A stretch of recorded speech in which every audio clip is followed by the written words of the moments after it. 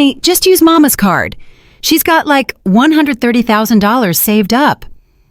I heard my son Michael's voice from the living room, and I felt the floor drop out from under me. I was in the kitchen, preparing lunch with my hands covered in flour, when those words cut through the wall and struck my chest like a clenched fist. I couldn't believe what I'd just heard.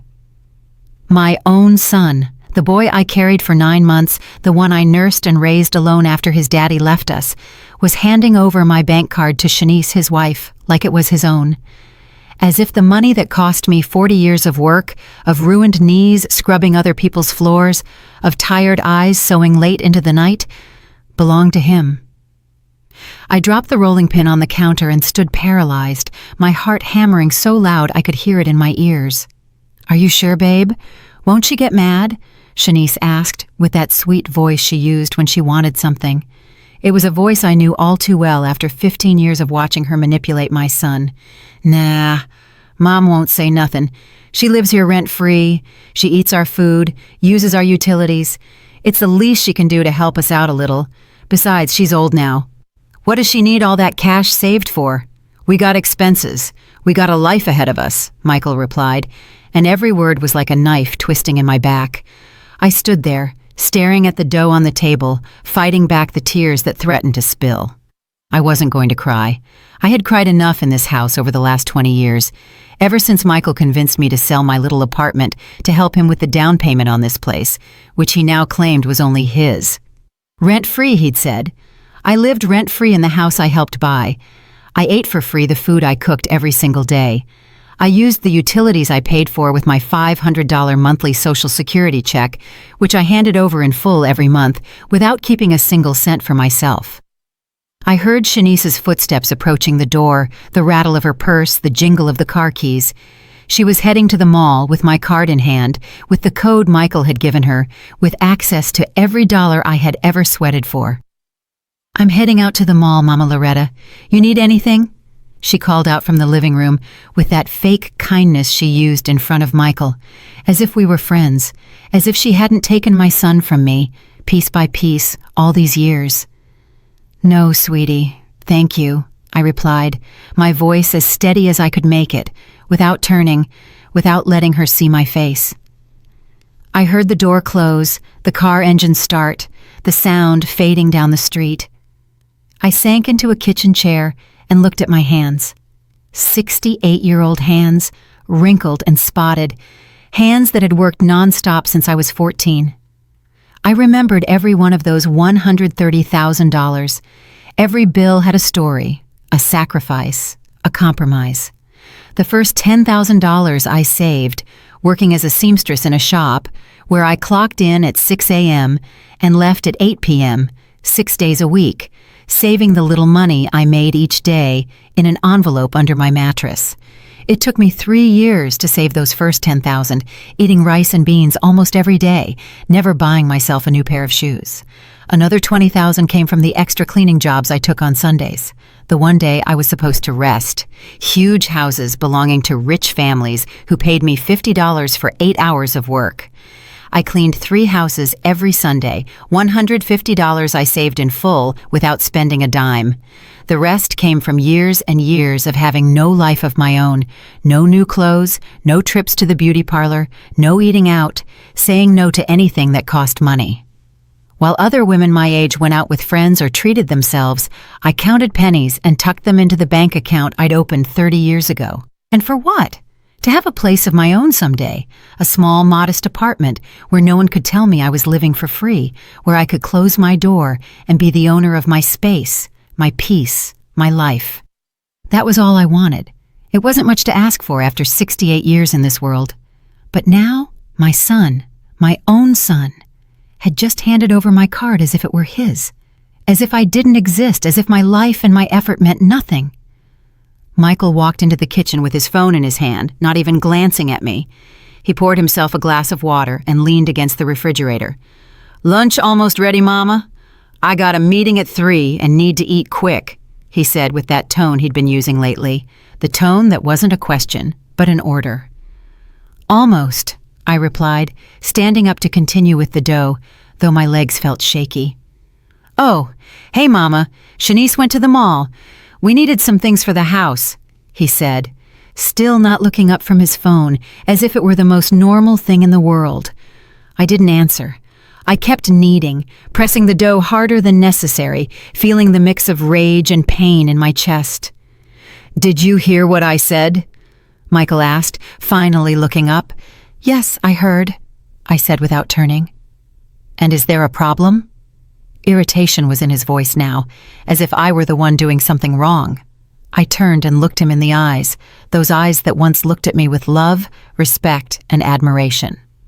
Now I only saw impatience and annoyance. "Should I have a problem?" I asked, keeping my voice steady, though inside I was a volcano about to erupt. "No, of course not. It's just some things for the house. Besides, Mama, you live here. It's normal for you to help out with the expenses once in a while," he said, going back to his phone as if the conversation were over. "Help out with the expenses." He said that as if I didn't hand over my full Social Security check every month, as if I didn't cook, clean, wash, and iron for the whole family without charging $1, as if the last 20 years of my life hadn't been dedicated to serving them.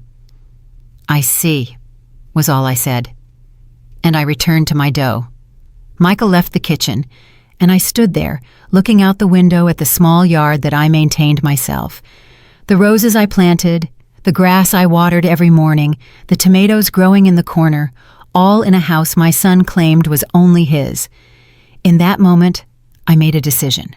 I wasn't going to stand by and watch them steal the only thing I had left. I wasn't going to let Shanice spend in one day what took me 40 years to save. And I definitely wasn't going to keep living in a house where they treated me like a maid and not a mother. I finished preparing lunch, wiped my hands on my apron, and went straight to my room. I locked the door, pulled out my old flip phone, and dialed the bank number I had memorized. I waited for the rings, my heart racing. "Unity Trust Bank, good morning. This is Aisha. How can I help you?" A friendly voice answered on the other end. "Good morning. I need to block my debit card immediately," I said firmly. "Can you confirm your full name and account number, please?" the operator asked professionally. I gave her all my details, answered the security questions, and confirmed my date of birth and address. With every passing second, my heart hammered faster, as if I were committing a crime when I was only protecting what was mine. "I understand, Ms. Mathis. Was there an issue with the card? Did you lose it, or was it stolen?" the operator asked. "Let's just say someone has it without my authorization," I replied, choosing my words carefully. "Perfect. I'll proceed to block the card immediately. From this moment on, no one will be able to make any transactions with it. Would you like us to mail a new card to your home address?" Aisha explained from the bank. "Yes, please, but don't send it to this address. I'll pick it up personally at the branch next week," I said, thinking fast. I didn't want Michael or Shanice to intercept my new card. "No problem, Ms. Mathis. Your card was blocked at 11:25 a.m. Is there anything else I can help you with?" the operator asked. "No, that's all. Thank you very much," I said, and hung up the phone with trembling hands. I sat on the edge of my bed, that twin bed Michael had given me when I moved into this house, telling me the room was small and couldn't fit a bigger one. I looked around my 10 by 10 foot room, a bed, a small closet, a nightstand. This was all my space in a 4-bedroom house. Shanice had a full walk-in closet all to herself, bigger than my entire room. Michael had his private office where no one could enter. There was a TV room, a formal dining room only used when guests came over, and I lived in the smallest room, the one that used to be the pantry. But I never complained. I never complained because he was my son, because I loved him, because I thought that someday he would see me again as his mother and not as a burden. How naive I was. I heard Michael's phone ring in the living room, his voice answering, then silence. Then his voice, louder, more agitated. "Blocked? How is it blocked? That's impossible. My mama never blocks anything. She doesn't even know how to use those bank things," Michael was saying, and I could hear the frustration in his tone. I stayed still, holding my breath, listening. "Shanice, wait, let me call Mama," Michael said, and seconds later he was pounding on my door. "Mama, are you in there? I need to talk to you, urgent." "Coming," I said, waiting a few seconds before opening the door, pretending I was busy. I opened it, and there was Michael, phone in hand, with that anxious look he got when things didn't go his way. "Mama, Shanice just called me from the mall. She said your card isn't working, that it shows up as blocked. Did you block it?" he asked, straight to the point. I looked him in the eye, and for the first time in 20 years, I wasn't afraid to tell the truth. "Yes, I blocked it," I replied calmly. "What? Why did you do that? Shanice is at the checkout with a cart full of stuff. She's being horribly embarrassed," Michael said, raising his voice. "I didn't give her permission to use my card. That money is mine," I said, maintaining my composure. "Mama, don't start with that now. Shanice was just going to buy some things we need for the house. It's not a big deal. Call the bank and unblock the card right now," Michael ordered with that authoritative tone he had developed over the years. "No," I said simply. Michael fell silent, staring at me as if he couldn't believe what he had just heard. It was probably the first time in 2 decades I had told him no. "What do you mean no?" "Mama, you're not understanding. Shanice is waiting at the mall with $2,000 worth of purchases. Do you have any idea how embarrassed she is right now?" Michael said, his face red with anger. $2,000, I repeated slowly, feeling the words burn in my throat. "Michael, she was going to spend $2,000 of my money without even asking me." "It's stuff for the house, Mama. A new TV, a sofa set, appliances we need to replace. It's not like it's just for her," Michael explained, as if that justified everything. "I didn't authorize those expenses. I saved that money working for 40 years. It's not family money, it's my money," I said firmly, though I was trembling inside. "Mama, you live in this house. You use the electricity, the water, the gas, the internet. All of that costs money. Or do you think it's free? It's fair that you contribute," Michael said, crossing his arms. "I give you my entire Social Security check every month, $500 that you never pay back. I cook, I clean, I wash, I iron.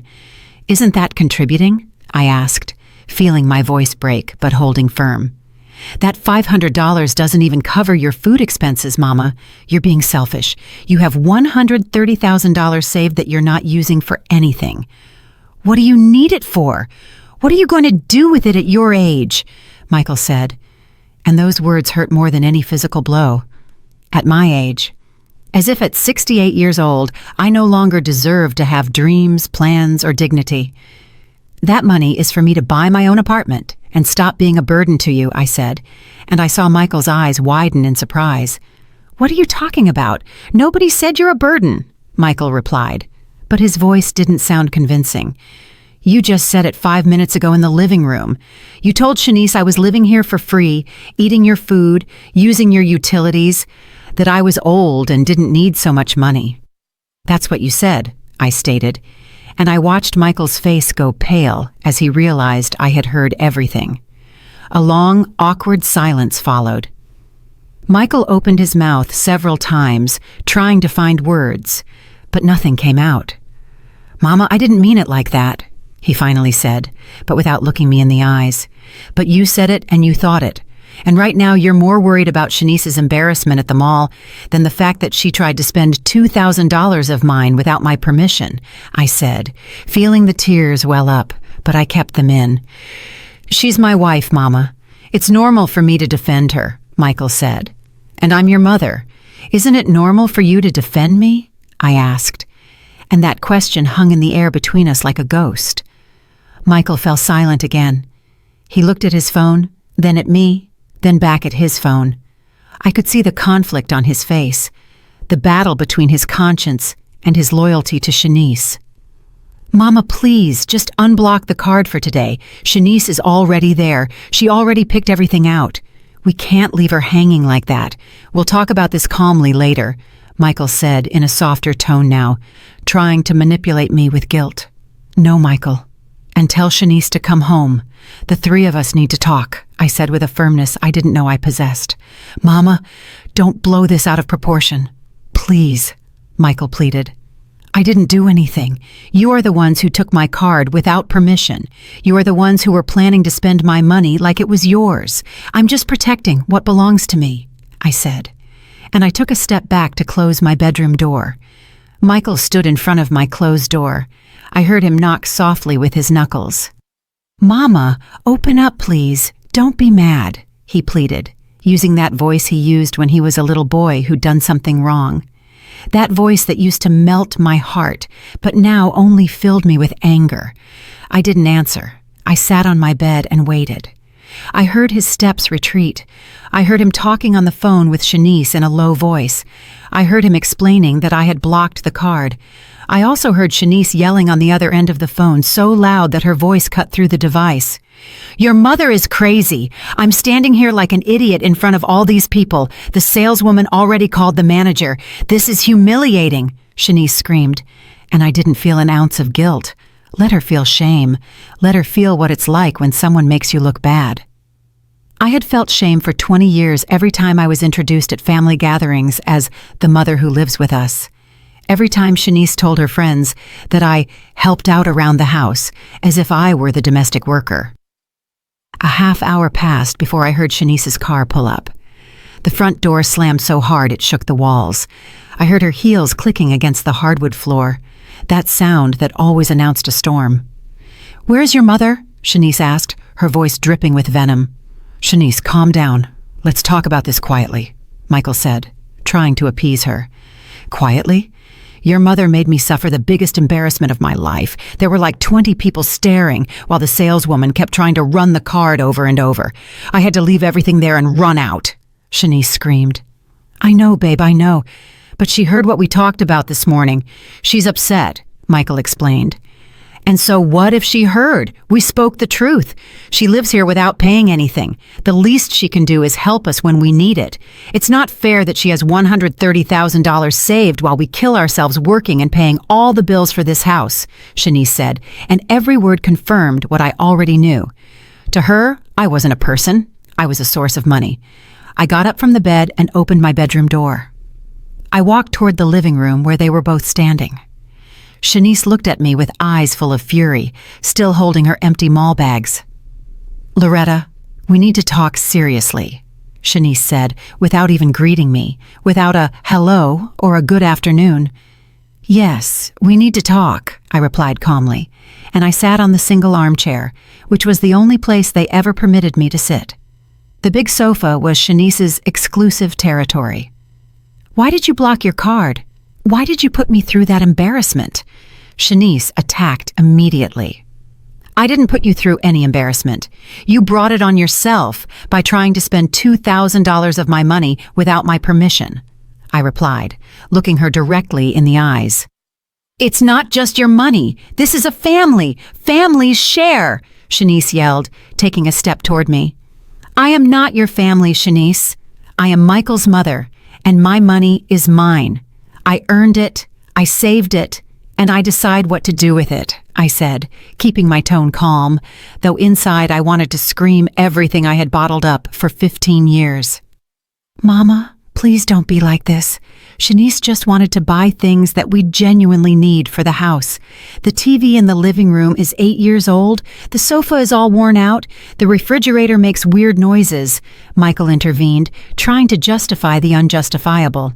"If you need those things, buy them with your money. You both work. Michael makes good money as an engineer. Shanice works at that clothing store.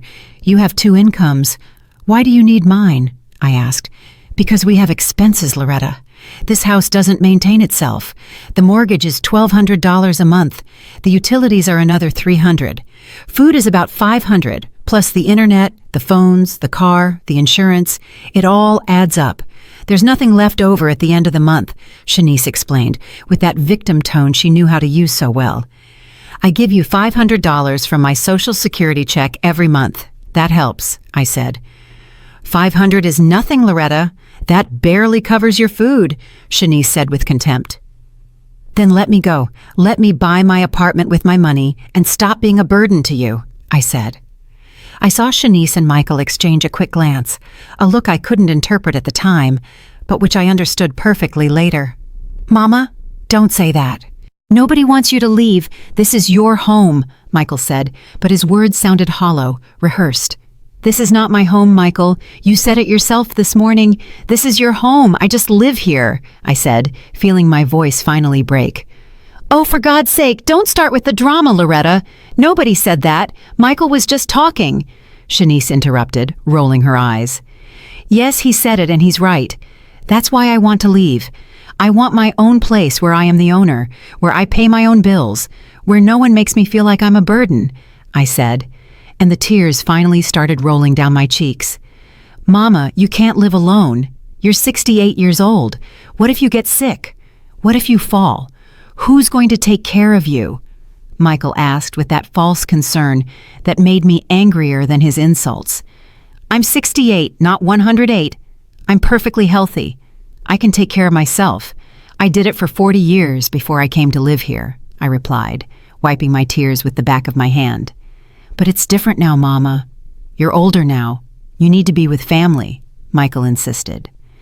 What I need is respect and dignity, and I don't have that here, I said, getting up from the armchair. Look, Loretta, let's be honest, Shanice started, crossing her arms. You have nowhere to go. You don't have any other family. Your friends are just as bad off or worse than you. You have no one. If you leave here, you're going to end up alone in a sad apartment, eating alone, watching TV alone, dying alone. Is that what you want? Her words were like slaps, each one designed to destroy the little self-esteem I had left. The worst part was that she was right about one thing. I didn't have much family. My sister had died 5 years ago, my parents decades ago. My few friends were scattered, each with her own life, her own problems. I'd rather be alone and at peace than accompanied and miserable, I responded, surprised by my own bravery. Oh, how dramatic. Nobody's making you miserable, Loretta. We're giving you a roof, food, company. But of course nothing is ever enough for you, Shanice said sarcastically. You don't give me anything. I pay with my Social Security, with my work in the house, with my dignity, I said, raising my voice for the first time. Your Social Security doesn't even cover half of what you cost here. And washing some dishes and sweeping a little bit is not work. Anyone can do that, Shanice yelled, completely losing her composure. Then anyone can do it. Hire someone. I'm leaving, I said, and I walked toward my room. You're not going anywhere, Mama. Stop being ridiculous, Michael yelled after me. I locked myself in my room and listened as the two of them continued arguing outside. Shanice blamed Michael for being too weak with me. Michael tried to calm her down. Both of them talked about me as if I were a problem to be solved, not a person. I stayed sitting on my bed for hours, listening as the house slowly returned to its usual silence. Shanice had locked herself in her room, slamming the door. Michael tried knocking on my door twice more, but I didn't answer. I had nothing more to say to him at that moment. When night fell and the house was completely quiet, I pulled out my old phone and dialed the only number I knew would give me comfort. Ruth, my lifelong friend, the only person who truly knew me. Loretta, what's wrong, girl? It's almost 10 p.m., Ruth answered, her voice worried. And then I broke down. I told her everything, from the conversation I overheard that morning to the fight with Shanice, from the $2,000 they tried to spend to the hurtful words about my age and my loneliness. Ruth listened without interrupting, letting me cry and vent like I hadn't in years. Loretta, listen to me closely, Ruth said when I finally ran out of words. You're coming to my place tomorrow. You can stay with me for as long as you need while you look for your apartment. You can't stay there. That house is killing your soul. Ruth, I can't impose on you. You live in a small apartment. There's no room, I said through sobs. I have a pull-out sofa in the living room that's more comfortable than being in that house where they don't value you. Tomorrow, Loretta. Tomorrow you pack what you need and you come here. That's not a suggestion, it's an order, Ruth said with that firmness she always had when she knew I needed a push. That night, I barely slept. I lay looking at the ceiling of my small room, remembering how I had arrived at this place 20 years ago. Michael had just married Shanice and had told me they wanted to buy a bigger house, but they didn't have enough for the down payment. I had sold my small 2-bedroom apartment, the one I had bought with so much effort, and I gave Michael the money, $50,000 that represented all my life's work up to that point. "It's a loan, Mama. I'll pay you back in 2 years when I get my promotion," Michael had promised me, his eyes bright with excitement. But 2 years passed, then 5, then 10, and the loan was never mentioned again. When I brought it up, Michael would get annoyed. He would say that he was giving me a roof and food, and that was worth more than the $50,000. Now I understood that I had been a fool. I had blindly trusted my son, and he had abused that trust. Worse yet, I had allowed it for 2 decades because I was afraid of being alone, afraid Michael would reject me, afraid of losing the only direct family I had left. But the fear of loneliness couldn't be stronger than my dignity. I couldn't keep living like that. When Friday dawned, I got up earlier than usual. I prepared breakfast as always. I left everything ready on the table, but this time I didn't stay to serve them. I showered, dressed in my best clothes, and started packing my things into the 2 old suitcases I had stored at the back of the closet. I didn't have much: modest clothes, a few pairs of shoes, photographs, important documents, and the small wooden box where I kept the few pieces of jewelry I owned. My mother's wedding ring, some silver earrings my sister gave me, a thin chain I bought with my first paycheck. Everything fit into 2 suitcases. I heard Michael and Shanice get up. I heard their voices in the dining room, eating the breakfast I had prepared. Neither one knocked on my door to see how I was. Neither asked if I had slept well. It was as if I didn't exist unless they needed something. I waited for both of them to leave for work. Michael left first at 8:30 a.m. as usual. Shanice left at 9. When I heard her car engine fade away, I pulled my suitcases out of the room. I walked through the house for the last time, looking at every corner I had cleaned thousands of times.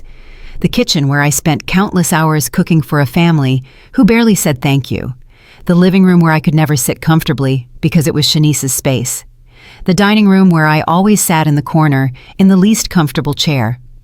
I left the house keys on the dining room table. Beside them, I left a note I had written during the night. "Michael, I'm leaving.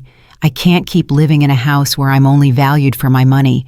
Thank you for these 20 years, but I need to reclaim my dignity. Don't look for me. When I have my new apartment, I'll send you the address. I love you, but I love myself more. Mama." I called a cab and waited outside with my 2 suitcases. Mr. Davis, the next-door neighbor, was watering his lawn and looked at me curiously. "Good morning, Ms. Loretta. Going on a trip?" he asked kindly. "Something like that, Mr. Davis. Something like that," I replied with a smile that didn't reach my eyes. The cab arrived in 10 minutes. The driver, a young man in his 30s, helped me load the suitcases. "Where to, ma'am?" he asked. I gave him Ruth's address, and throughout the ride, I looked out the window, watching the streets of the city where I had lived all my life pass by.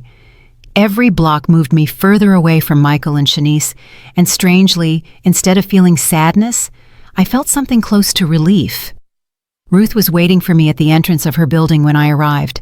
She hugged me so tight I could barely breathe, and that hug made me cry again. But this time they weren't tears of pain, but of gratitude. "You're here now.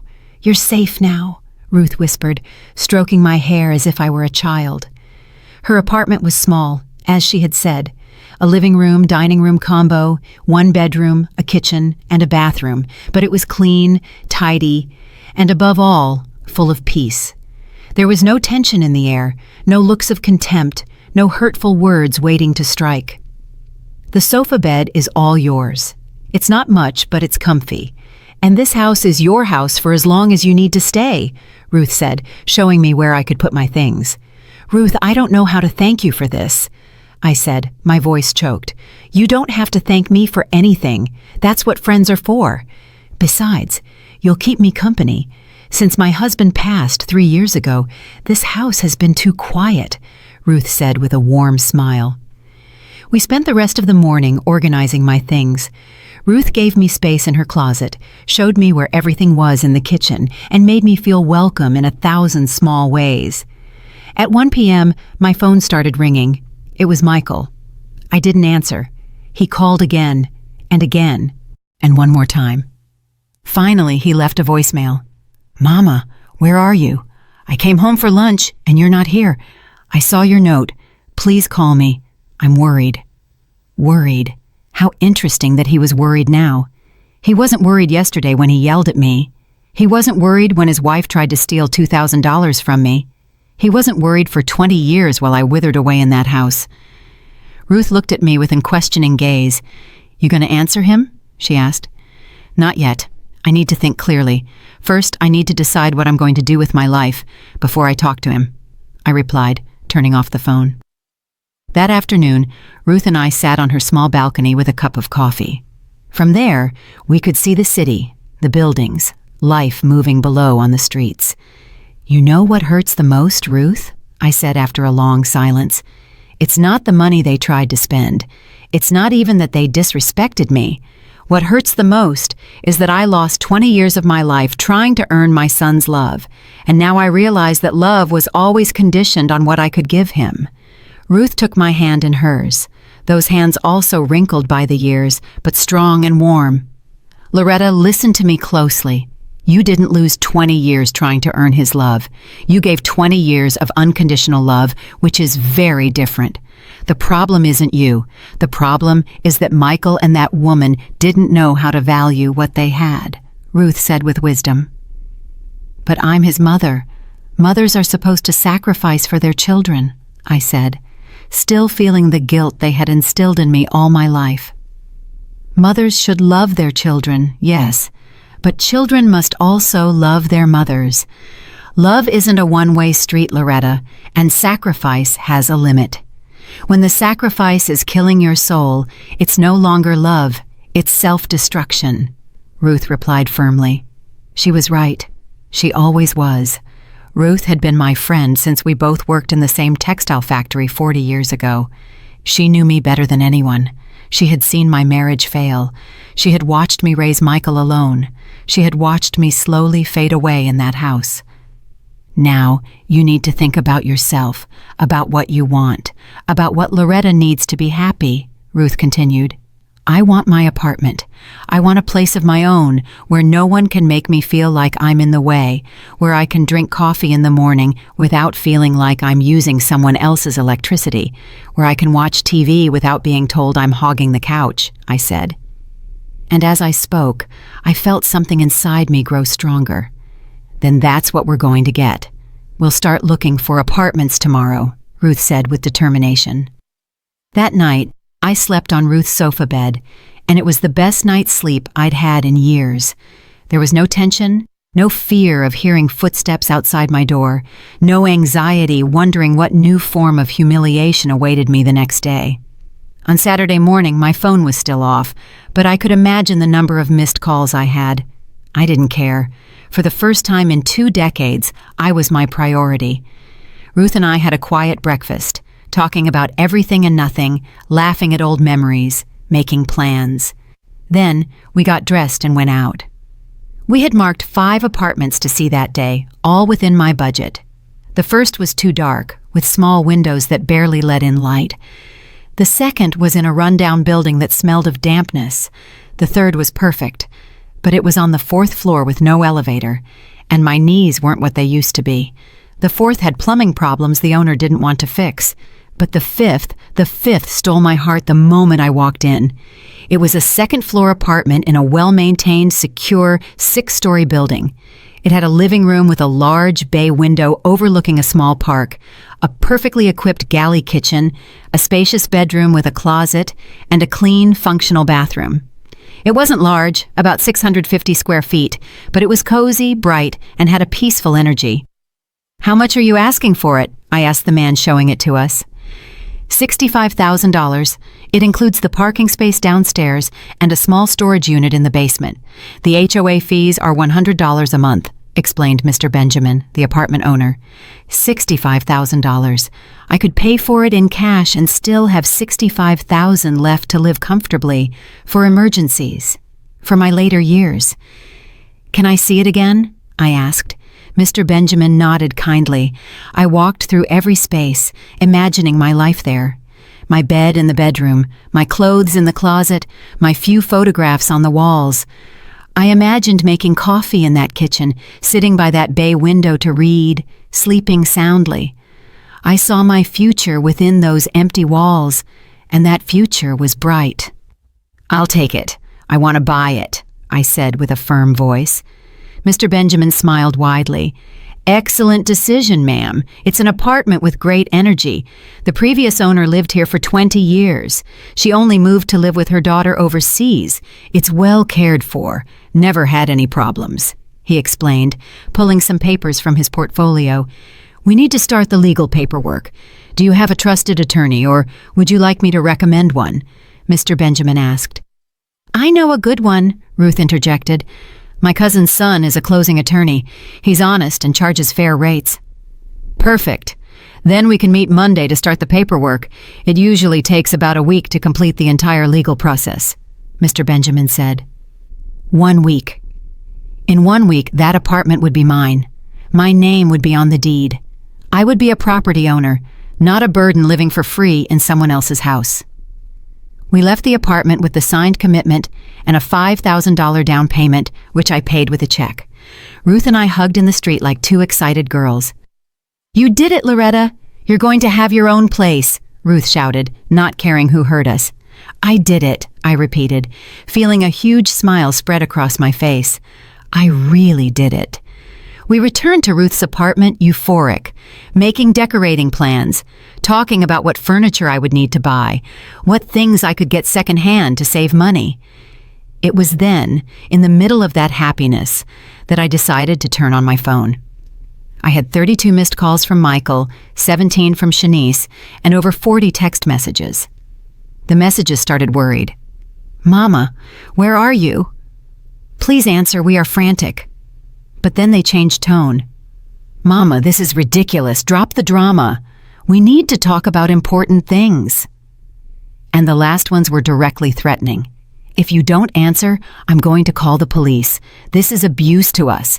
You're going to have to come back. You have nowhere to go." Ruth read the messages over my shoulder and snorted indignantly. "That boy is out of his mind. Abuse to them? As if they haven't abused you for years," Ruth said, shaking her head. "I have to talk to him, but by message. I don't want to hear his voice yet," I said, taking a deep breath. I sat on the sofa and wrote a long message, choosing every word carefully. "Michael, I'm fine. I'm in a safe place with a friend. I needed to leave that house to regain my mental health. For 20 years, I lived feeling like a burden, and yesterday's incident was the last straw. I bought an apartment of my own. I'm moving in a week. This isn't a punishment for you. It's an act of self-love for me. When I'm settled, I'll give you my address, and we can talk calmly. I love you, but I need to do this. Mama." I pressed send before I could change my mind. I saw the 2 checks indicating the message was delivered. Then I watched them turn blue, indicating he had read it. The 3 dots appeared, showing Michael was typing. They disappeared. They reappeared. They disappeared again. Finally, his response arrived. "Mama, this is crazy. You can't just buy an apartment like that. Who's going to take care of you? Who will help you if you get sick? Have you thought about that? Plus, Shanice is really mad. She says you owe her an apology for the embarrassment at the mall. We need you to come home and talk this out like adults." I read the message 3 times.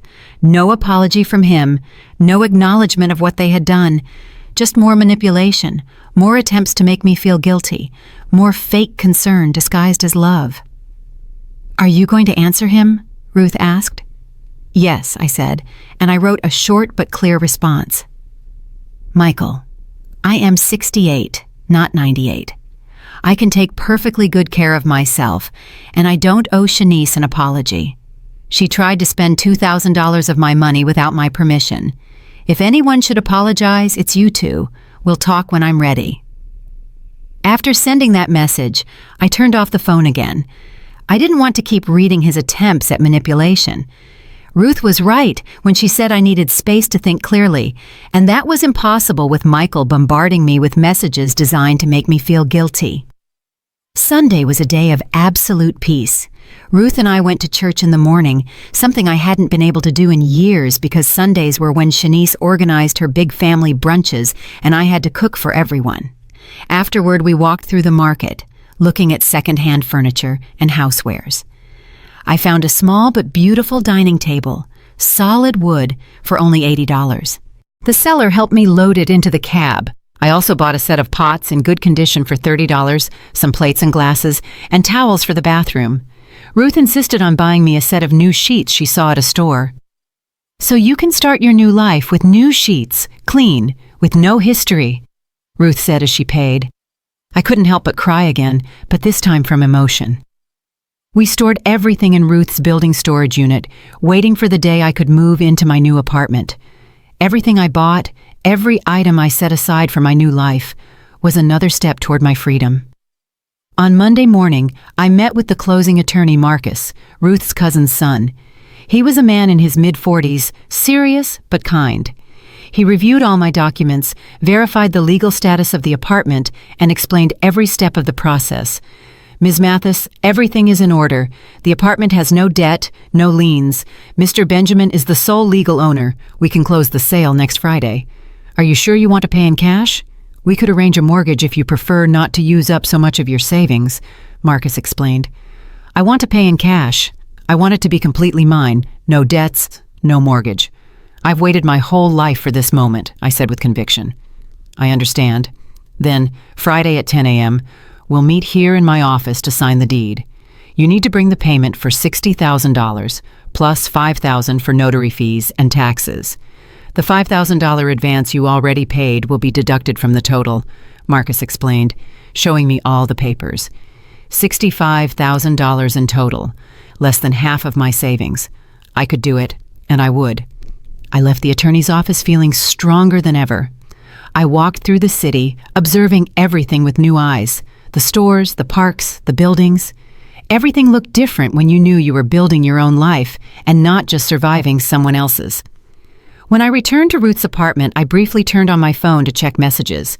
Michael had only sent one more, and the tone had completely changed. "Mama, I talked to Shanice. She is willing to apologize if you apologize too.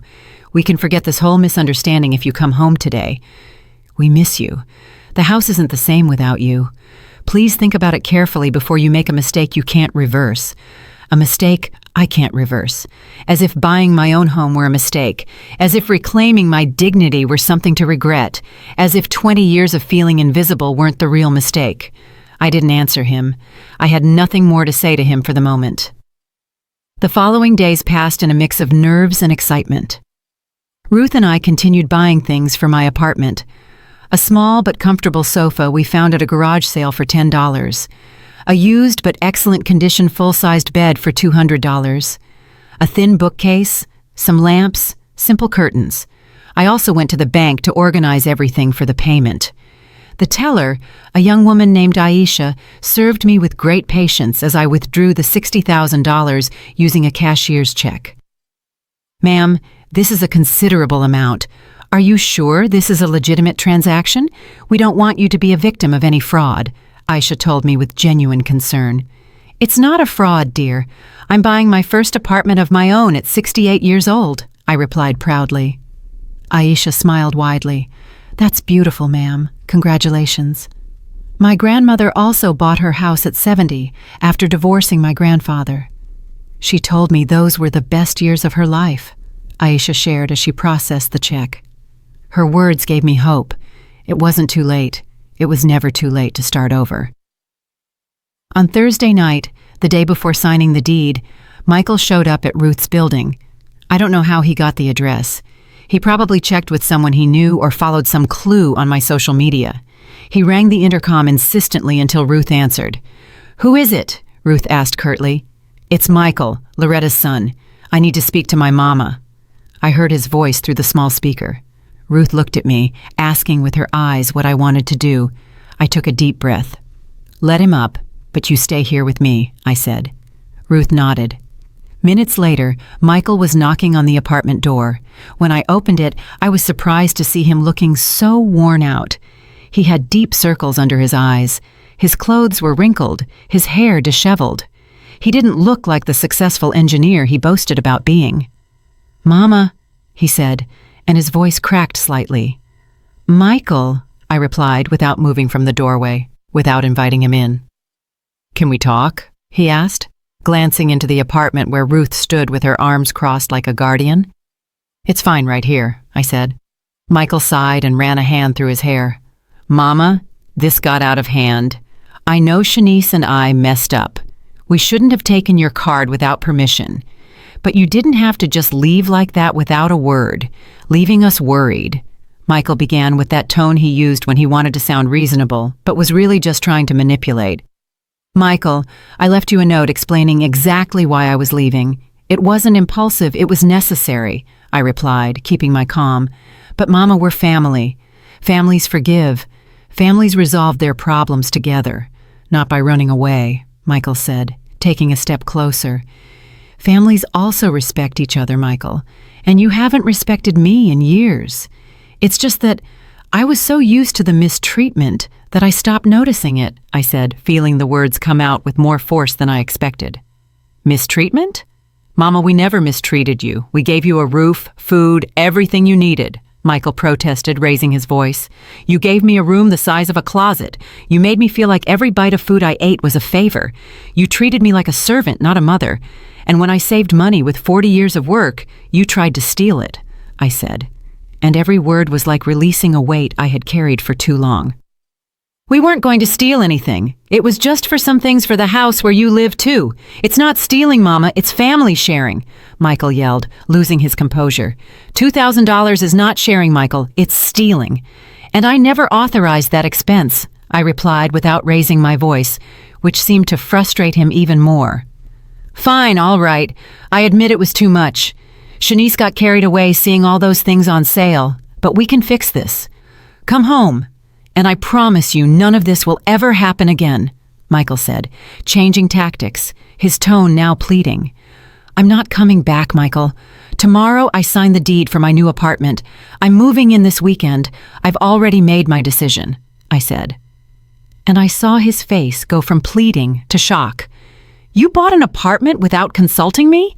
Mama, that's crazy. What if you got scammed? What if it's a bad deal? I should have reviewed those things with you," Michael said, almost panicking. "I have an attorney, a lawyer. Everything is legal and verified. I didn't need your permission, Michael. I'm a 68-year-old adult with full mental capacity. I can make my own decisions," I explained patiently. Michael fell silent for a moment, processing what I had just told him. I watched his eyes move quickly, calculating, thinking about his next move. "And the money? How much do you have left after buying that apartment?" he asked. And there was the real reason for his visit. He didn't come for me, he came for my money. "That is none of your business, Michael," I replied firmly. "Of course it's my business. I'm your son, your only family. I have a right to know how you're managing your finances. At your age, you could make errors in judgment," Michael said with that condescending tone that always bothered me so much. "At my age, I have more experience and wisdom than you. I've managed my money for 40 years without making mistakes." "I'm not going to start now," I said, crossing my arms. "Mama, let's be honest. That money is partially mine, too. I've supported you for 20 years. I've given you a house, food, utilities. That has value. If we calculate it, I probably owe you little or nothing," Michael said, and his words felt like a bucket of ice water dumped over me. Ruth took a step forward from inside the apartment. "Young man, I think it's time for you to leave. You heard your mother. She made her decision, and you have no right to her money," Ruth intervened firmly. "You stay out of this, ma'am. This is between my mama and me," Michael replied rudely. "This is my house, and I can get involved whenever I please. And I'm going to ask you to leave right now, or I'll call security," Ruth said, pulling out her phone.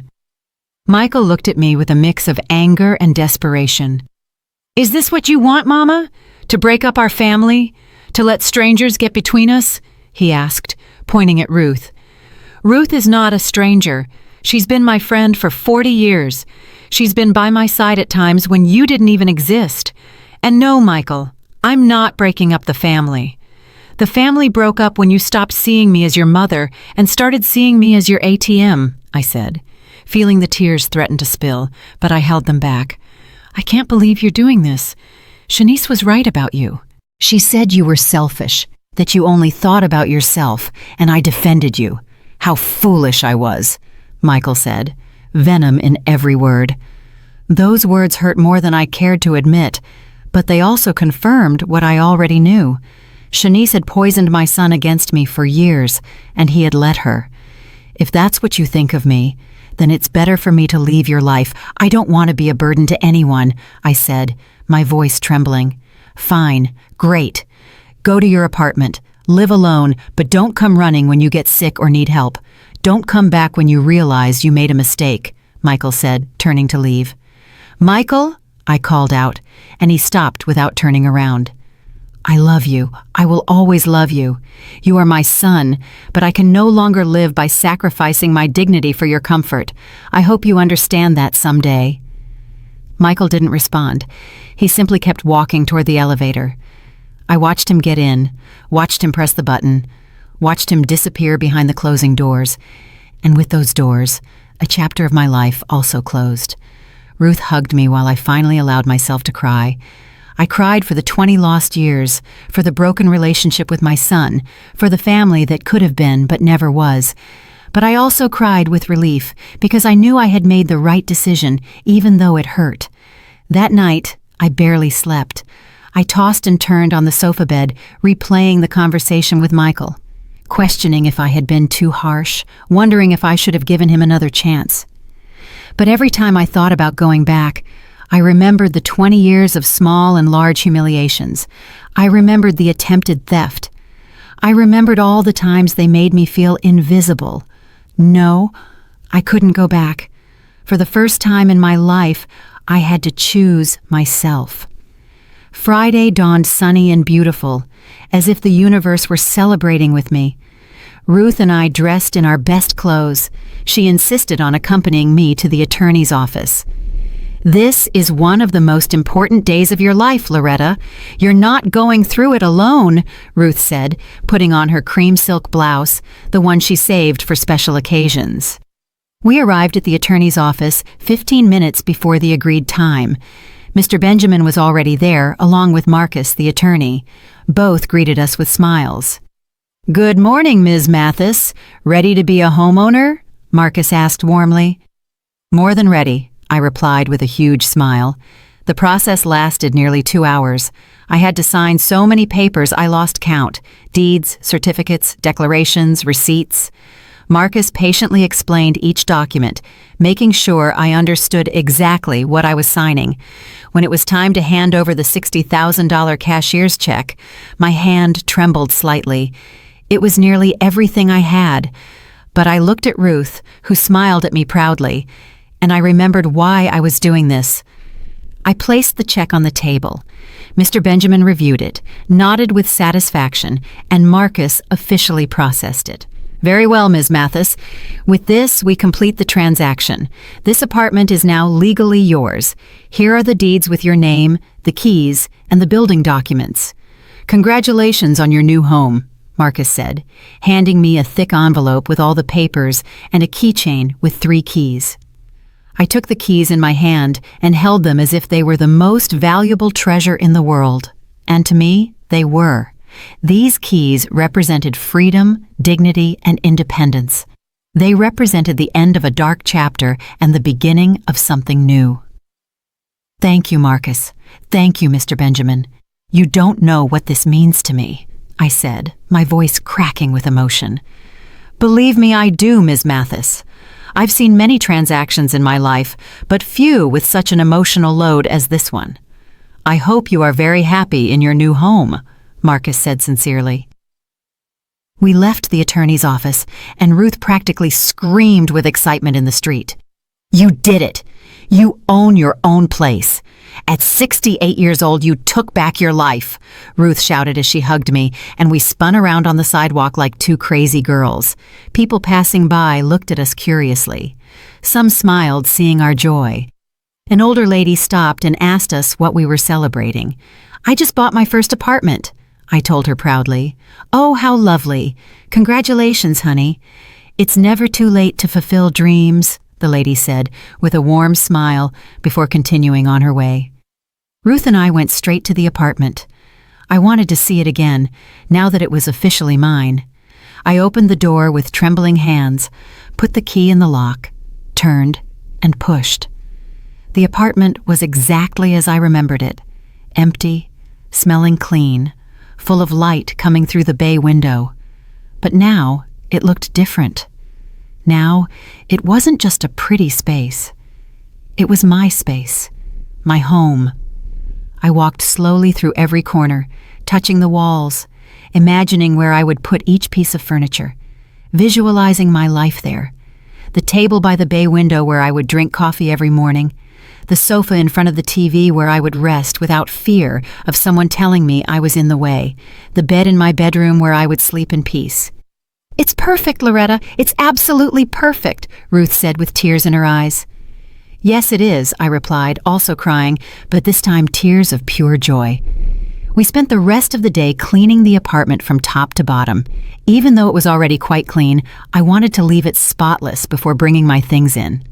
Ruth brought cleaning supplies, rags, and brooms, and we worked together like in the old days when we were young and cleaned other people's houses. On Saturday morning, Ruth organized a small help squad. She called her niece Kendra, a strong woman in her 30s who worked for a moving company. Kendra arrived with her truck and 2 friends who helped us move all the furniture we had bought during the week. It was beautiful to see my empty apartment filling up with life. The dining table fit perfectly by the bay window. The sofa fit exactly in the living room. The bed looked majestic in my bedroom with the new sheets Ruth had gifted me. Every item in its place, every space designed for my comfort. Kendra and her friends were incredibly kind. They refused to charge me the full moving fee. "Ms. Loretta, any friend of my Aunt Ruth is a friend of ours. Just pay us for the gas and we're good," Kendra said with a genuine smile. I gave her $100 despite her protests. It was the least I could do for their help and kindness. By noon, the apartment was completely settled. It wasn't luxurious or modern, but it was cozy and functional. The curtains we bought added a warm touch. The few photographs I had, now framed and hung on the walls, gave it personality. My plants on the small balcony gave it life. Ruth insisted on staying to help me organize the kitchen. We put away the pots, the plates, the glasses, the cutlery. Every cabinet had its purpose. Every space was optimized. "Tomorrow we'll go to the market and buy groceries to fill your refrigerator," Ruth said as she wiped down the shelves before putting away the dishes. "Ruth, you've done too much for me. I don't know how I'll ever repay you for all of this," I said, feeling overwhelmed by her generosity. "You won't repay me for anything. Friends don't pay each other back. They support each other. Besides, you would do the same for me," Ruth replied, hugging me. She was right. I would. But that didn't make me feel any less grateful. That night, my first night in my own apartment, Ruth went home after ensuring 1,000 times that I would be all right alone. I stood in the middle of my living room, looking around, still unable to believe that all of this was mine. I made myself a cup of tea in my kitchen, using my teapot, my mug, my water. I sat in my armchair in front of my window and looked outside. The park was lit by faint streetlights. Some people were walking dogs. Others were simply enjoying the cool night. For the first time in 20 years, I didn't feel anxious. There was no tension in the air. There was no fear of hearing footsteps approaching with complaints or demands. There was only peace, silence, freedom. I allowed myself to cry again, but these tears were different. They weren't tears of pain or anger. They were tears of relief, gratitude, and hope. I had made it out. I had managed to save myself. Sunday was the calmest day I'd had in years. I woke up without an alarm, letting my body rest as long as it needed. It was 9 a.m. when I finally opened my eyes, and the first thing I saw was the ceiling of my own bedroom, in my own house. I got up slowly, without haste. I made coffee in my kitchen using the coffee maker I found at a garage sale. The aroma filled the entire apartment and made me smile. I took my cup to the bay window and sat there for an hour, just watching, thinking, feeling. Ruth arrived at noon, as she had promised, bringing a huge pot of chicken soup she had made that morning. "So you have food for the whole week, and I brought fresh bread from the bakery, too," Ruth said, coming in with her bags full. We had lunch together at my new table, chatting about everything and nothing. She told me about her family, about her plans to visit her daughter next month, about the new show she was watching on TV. Simple, everyday conversations, beautiful in their normalcy. "Have you heard anything from Michael?" Ruth asked cautiously as we washed the dishes. "No, and I don't expect to. He made it very clear that he thought I was selfish for making this decision. He probably needs time to process it, or maybe he'll never understand. Either way, I can't do anything about it anymore," I replied, drying a plate. "Does it hurt?" Ruth asked, looking directly at me. "A lot. He's my son. It will always hurt, but the pain of losing him is less than the pain of losing myself," I said with honesty. Ruth nodded in understanding and said nothing more on the subject. There was nothing more to say. The following days were about adapting. I learned the routines of my building, met some neighbors, and discovered the nearby shops. There was a market 2 blocks away that sold fresh fruits and vegetables, a bakery 3 blocks away that made the most delicious bread I had ever tasted, and a drugstore on the corner run by a kind lady named Ms. Evelyn. I built a simple but satisfying routine. I woke up early, made coffee, had breakfast looking out at the park, then did household chores at my own pace, without pressure. In the afternoons, I read or watch TV, shows I chose without having to negotiate with anyone. In the evenings, I cooked for myself, small portions of meals that I enjoyed. 1 week after moving, I received another message from Michael. This time, it was different. "Mama, I know we haven't talked in months. I know things ended badly. I've been thinking a lot about everything that happened. Shanice and I are having problems. She wants things I can't give her. She's always dissatisfied, always wants more. And I realized something. That's how she treated you too, like what you gave was never enough. I think I understand now why you left. I don't expect you to forgive me, but I wanted you to know that I get it." I read the message several times. Part of me wanted to respond immediately, wanted to run to hug him, wanted to rebuild everything. But another part, the part that had learned to protect me, urged caution. I showed the message to Ruth during our Wednesday lunch. "What are you going to do?" Ruth asked. "I'm going to respond, but with clear boundaries. He's my son and I love him, but I can no longer be the mother who sacrifices everything for him. If he wants a relationship with me, it has to be on my terms," I said with a firmness that surprised even myself. I wrote a careful response. "Michael, I appreciate your message and your honesty. Understanding what happened is the first step. If you want to rebuild our relationship, you are welcome. But it has to be different. I am no longer the mama who lets herself be manipulated or mistreated. I have my own life now, my own space, my own boundaries. If you can respect that, we can start over. I love you, but I love myself more now."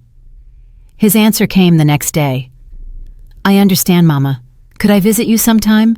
Just to see how you are, what your new apartment is like. Without Shanice, just me." We agreed he would come the following Sunday.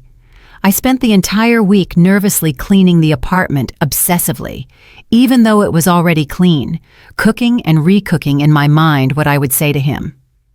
Sunday arrived promptly at 3 p.m. When I opened the door, I saw a different Michael, thinner, with more gray hair, tired eyes, but also softer.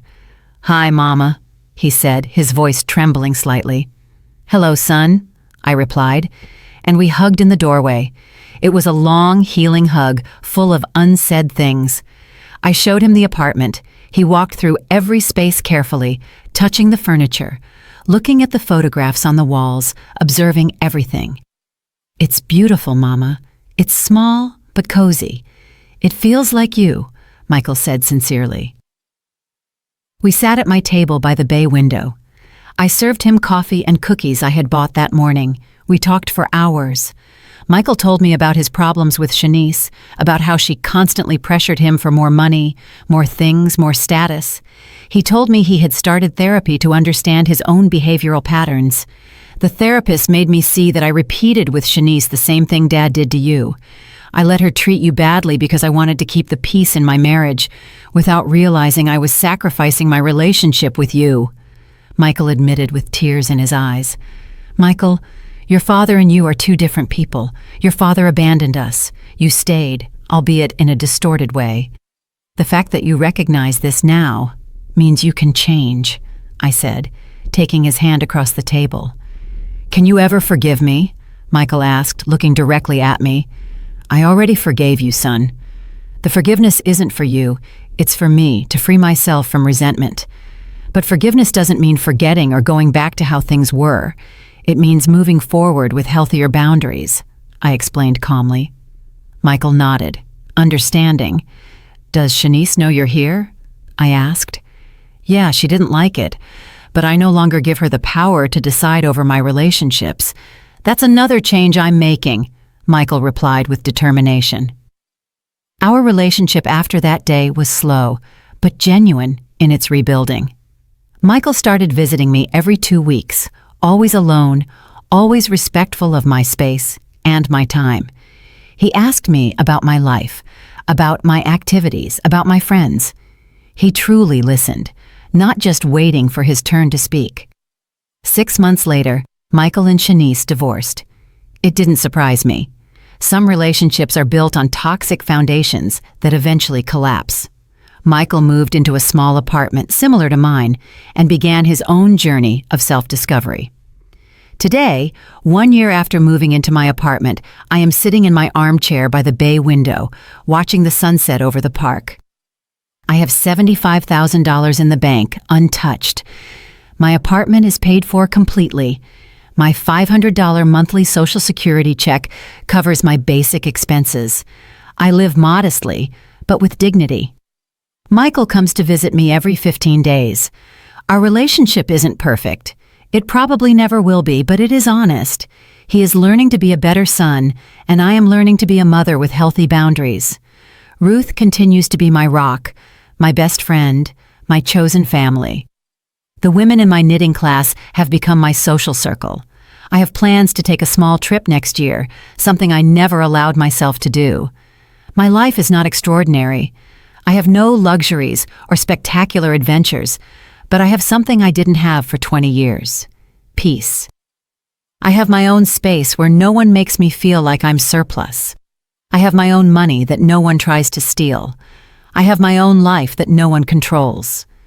Sometimes I look back and wonder what would have happened if I had found the courage to leave sooner.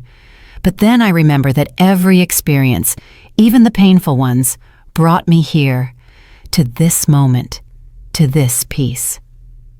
I am 69 years old now. I don't know how many years I have left, but I know that every day I live in this apartment, in my own space with my dignity intact, is a day earned, a day lived for me. And that, after a lifetime of living for others, is more valuable than any amount of money in the bank. Did you like my story? And which city are you listening from? Let's meet in the comments. If you like the story, you can support me by sending a super thanks so I can keep bringing more stories like this. Thank you so much for your sweet support. I'm looking forward to your comments on the story. On the screen, you can see 2 new life stories that I highly recommend. There's so much more on my channel. Don't forget to subscribe. See you in the next life story with love and respect.